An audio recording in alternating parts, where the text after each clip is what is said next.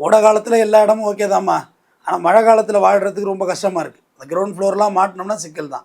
அப்புறம் பேச்சுலருக்கு வீடு வாடகை, பேச்சுலர் வந்த பிறகு தான் வாடகை ஏறி போச்சு. முதல்ல தமிழ் பேச்சுலர் பசங்க தான் இருந்தாங்க, அவங்களுக்குலாம் வீடை கொடுக்க மாட்டாங்க, மேன்ஷனில் போய் தங்குறது. இன்னைக்கு எந்த மேன்ஷன்லையும் தமிழ்காரவங்க இல்லை, எல்லாம் ஃபுல்லாக ஹிந்திக்காரவங்க தான். ஏன் இந்த பிளாக்ல எல்லாம் ஹிந்திக்காரவங்க தானே இருக்காங்க? சொல்லுங்க, நீங்கள் கடந்து வந்த பகுதியே ஹிந்திக்காரவங்க தான் இருக்காங்க. இவங்க வந்தோன்னா இவங்களோட ஓனர்ஸ் தான் வாடகை கொடுக்குறாங்க. இந்த பசங்களுக்கெல்லாம் ஓனர்ஸ் வாடகை கொடுக்கல, டபுள் ட்ரிபிளாக கேட்குறாங்க. ஹிந்திக்காரர் கொடுக்குறதுல 2 ப்ளஸ் இருக்குது. என்ன ப்ளஸ் சொல்லுங்க பார்ப்போம்? அவன் துணிமணி துவைக்க போகிறதில்ல, குளிக்க போகிறதில்ல, 2க்கு தண்ணி மிச்சம். தண்ணி மிச்சம். நம்ம அப்படி இல்லை, காலைல ஒரு வாட்டி குளியல், மத்தியானம் வாட்டி குளியல், துணியை துப்புறது, நம்மளுடைய லைஃப் ஸ்டைலே வேறு. ஆனால் அவங்க அப்படி இல்லை.